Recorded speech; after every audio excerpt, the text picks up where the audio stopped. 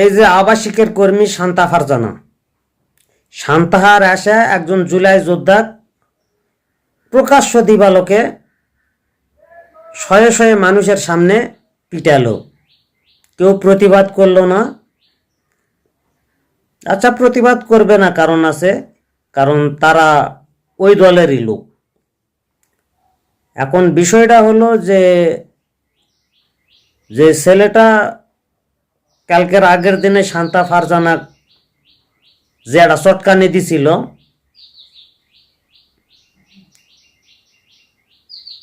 এটা উপযুক্ত হয়নি।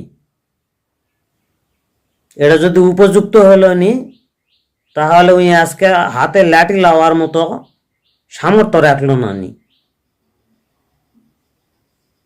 মহিলা ক্যাম্পাসের যেগুলা ছাত্রী আছে এগুলা বের করে দিয়া ওর পিছনে লাগাইয়া দাও, লাগাইয়া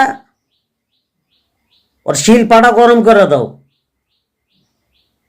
বর্তমানে বাংলাদেশের একমাত্র ভাইরাস এই শান্তা ফারজানা আর হচ্ছে ওর কথিত স্বামী আবাসিকের দালাল।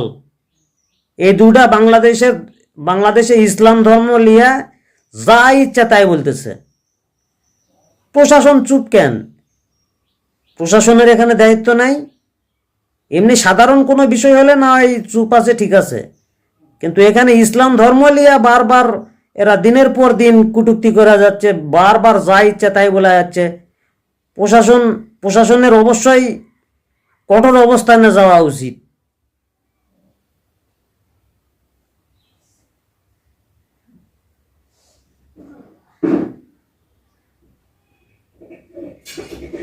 আর প্রশাসন যদি ব্যর্থ হয়, তাহলে শিবির যে কালকে 1 ঘন্টা পরপর প্রতিটা কলেজে যে হামলা করছে, মহিলা শিবিরক নেমে দাও, মহিলা শিবিরক নেমে দেওয়া হোক শান্তা ফারজানাক সোজা করার জন্যে।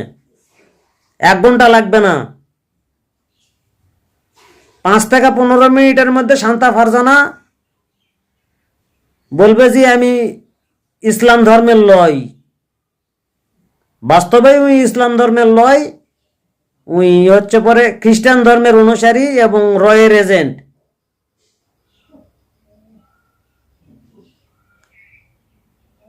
শিবিরের মহিলা কর্মী দিয়ে সোজা করে দাও। ওই ঠেলার চোটে বলে ফেলবে যে আমি কালেমা পড়া মুসলমান হয়ে যাচ্ছি।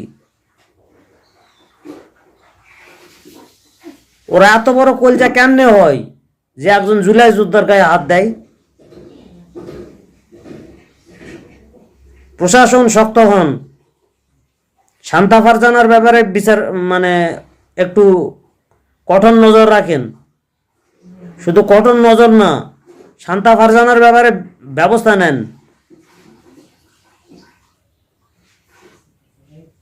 নাসরে বাংলাদেশের ইসলাম সম্পর্কে আরো কুরুচিপূর্ণ মন্তব্য করবে।